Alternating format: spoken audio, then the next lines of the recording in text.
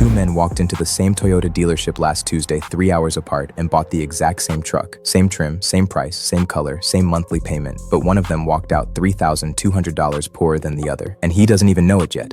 The difference wasn't the truck. The difference wasn't the rate. The difference wasn't the down payment. The difference was one piece of paper slid across a desk in a back office by a man wearing a tie and smiling like he was doing him a favor. That paper was an extended warranty, and the math behind it is the most quietly devastating consumer transaction happening in America right now. So today, we're going to run the numbers the F&I office hopes you never run. And by the end of this video, you'll understand exactly why the smart money in this country has been walking out of that back office without signing for the last 40 years. Hey, Marco Valenti here. Welcome back to Elite Grind Group. If this is your first time on the channel, we don't do hype. We do math. We pull back the curtain on the financial decisions working and middle-class families are quietly losing money on every single day, and we show you exactly what the smart money does instead. So if you're tired of being the one who pays full freight while everyone else seems to know something you don't, hit that subscribe button. We've got a lot to cover today. Let's start with the number that should make every single person watching this video stop scrolling. According to Consumer Reports, which is the closest thing this country has to a neutral referee, the average buyer of an extended car warranty pays $1,000 in premiums and receives on average $700 in benefits. That's a 30% loss built into the product by design. And that's the average buyer, the one who actually uses the warranty. Because here's the second number, and this one is even worse. According to that same Consumer Reports data, only 1 in 10 people who buy an extended warranty ever file a single claim. 90% of buyers pay for protection they never use. Not once, not ever. So, let's do the honest math. If you're in the 90%, your return on the warranty is $0. If you're in the 10%, your return is, on average, 70 cents on the dollar. There is no scenario, none, where the average buyer comes out ahead. That's not an opinion. That's not a hot take. That's the actuarial table the warranty companies are using to price the product. And here's what nobody tells you in the finance office. They have to price it that way, because if the average buyer came out ahead, the warranty company would go bankrupt by Tuesday. The entire product only exists because the math is rigged against you. That's the business model. That is the business. Now let me show you something even uglier, because the consumer side math is only half the story. Let's flip the desk around.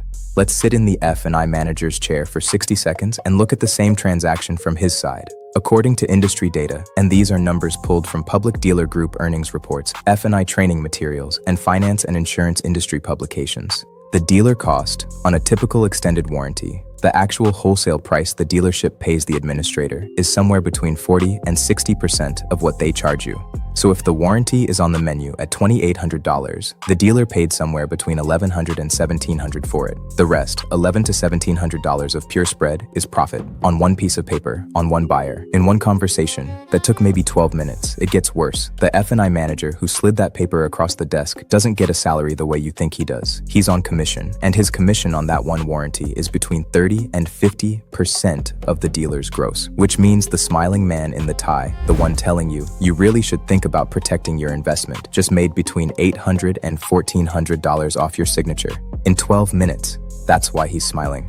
Now here's the part that gets reported almost nowhere, and this is the structural truth nobody wants you to understand. Front-end profit on the car itself, the actual vehicle, has been collapsing for 15 years. Online pricing tools, inventory aggregators, lease calculators, all of that transparency has crushed the margin dealers use to make on the sticker. New vehicle front-end gross profit averaged around $3,300 in 2025.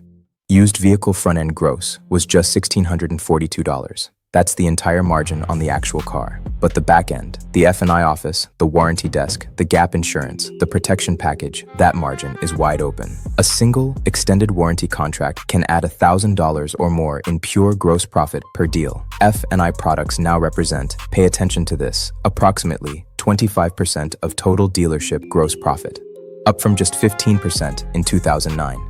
Let that land for a second. 1/4 of every dollar the dealership makes does not come from selling you a car. It comes from selling you paper after you've already agreed to buy the car. That's why the F&I office exists. That's why it has a door that closes. That's why the conversation in there feels different than the conversation on the showroom floor.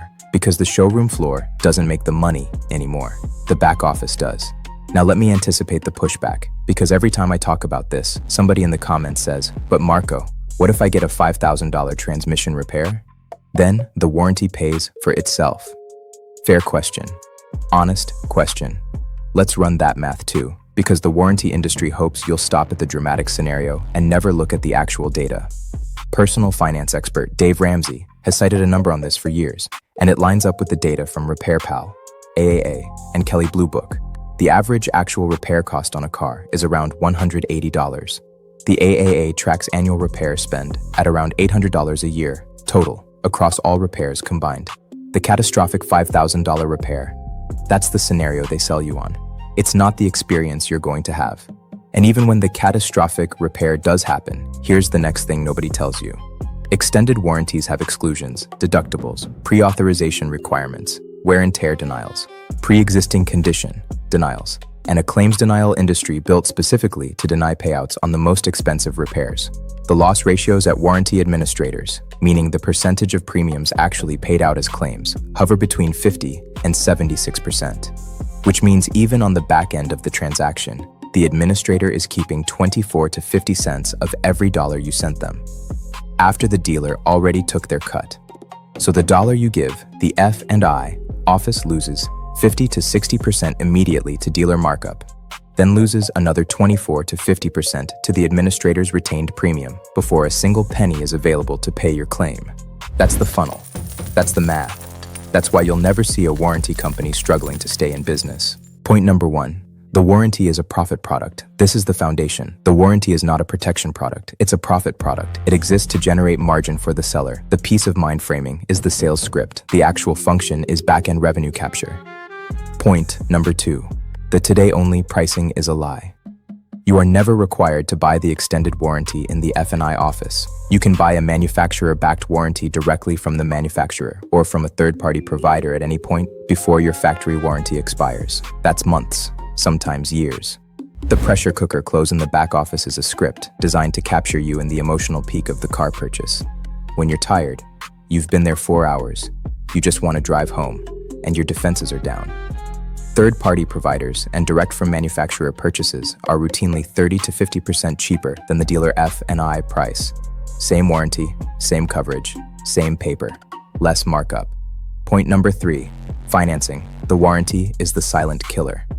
Almost nobody pays cash for the warranty in the back office. It gets rolled into the loan, which means a $2,800 warranty, financed at 7% over 72 months, actually costs you closer to $3,450 by the time you've paid it off. You're paying interest on the markup. You're paying interest on the commission. You're paying interest on the administrator's retained premium. You are financing the seller's profit margin for 6 years at retail consumer interest rates. Point number 4. The manufacturer warranty already covers the risk. New cars come with bumper-to-bumper coverage that ranges from 3 years and 36,000 miles up to 10 years and 100,000 miles on the powertrain for some manufacturers. The statistical failure rate during that window is extremely low because the car is new. The extended warranty kicks in after that window when the car is older, but also when the warranty company has the most exclusions, the most carve-outs, and the highest claim denial rates. You're paying for coverage during the period of lowest manufacturer risk and highest denial probability. That's not insurance. That's a trap. Point number 5. Your credit card may already cover it. This is the one the smart money has known for decades. The credit card you use to buy the car may already give you extended warranty protection for free.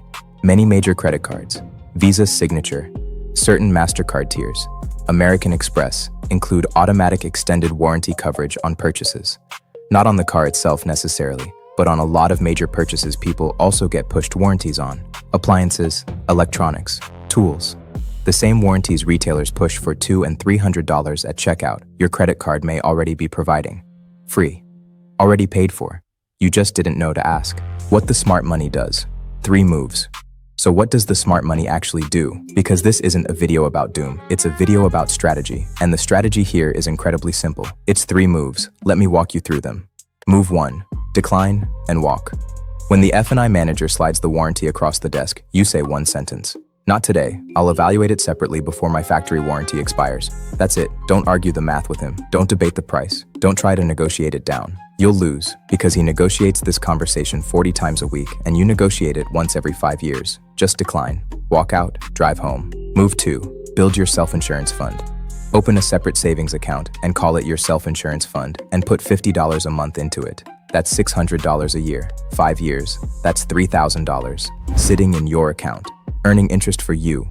Available for any repair on any car at any shop with no exclusions, no deductibles, and no pre-authorization. That is what an extended warranty is supposed to be, and you just built it for yourself at the actual cost, with none of the markup. Move 3. If you truly need coverage, buy it separately.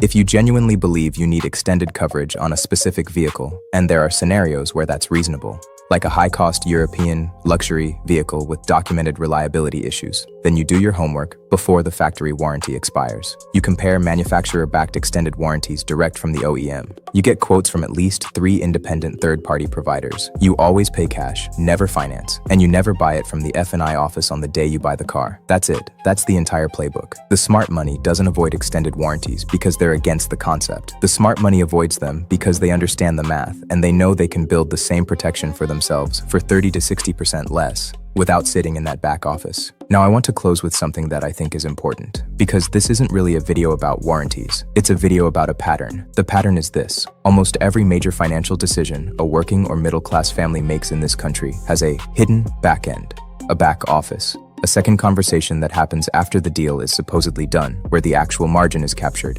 The mortgage closing, the insurance binder, the retirement account fee disclosure, the credit card balance transfer, the student loan refinance. In every single one of those transactions, the opening conversation is transparent, public, and competitive. The closing conversation is private, scripted, and where the money actually changes hands. And the difference between the families who build wealth in this country and the families who don't almost always comes down to whether you understand that back office exists, and whether you know how to walk out of it without signing. The extended warranty is just the most visible example, but once you start looking for the pattern, you'll see it everywhere. If this video helped you, and I think it might have saved some of you a couple $1,000s, do me a favor. Hit the like button, share it with someone who's about to buy a car, and subscribe to the channel because the next video in this series is going to walk you through the exact same back office math on mortgage refinancing, and the numbers there are even uglier. Marco Valenti and Elite Grind Financial Group provide educational and informational content only. Nothing in this video constitutes financial, legal, tax, or investment advice. Always consult a qualified professional before making any financial decision. As always, stay focused, stay consistent, stay elite.